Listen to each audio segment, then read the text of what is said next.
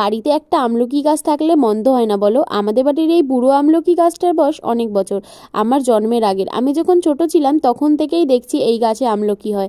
আর আমরা কিন্তু প্রত্যেকবার অনেক অনেক আমলকি খাই, যেমন মাখা করে খাই, তারপরে শুধু লবণ লঙ্কা দিয়ে খাই, এমনি শুধু লবণ দিয়েও খাই।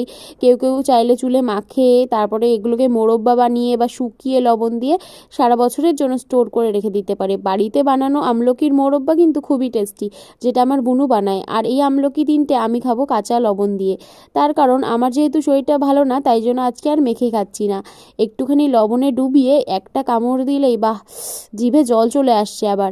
আর আমি আজকে এই আমলকিটা কাঁচা কাঁচা এরকমভাবেই খেয়ে নিলাম। তোমরা কে কে আমলকি খেতে পছন্দ করো সেটা কিন্তু জানাবে। আর আমাদের গাছের দেশি আমলকিগুলো কিন্তু একদমই কোষ্ঠে না, অনেক আমলকি দেখবে কোষ্ঠে থাকে, কিন্তু এটা বেশ একটা মিষ্টি মিষ্টি ভাব আছে। আর যেহেতু একদম গাছ পাকা আমলকি, তাই এর স্বাদই আলাদা। তোমাদের আমলকি খেতে কেমন লাগে?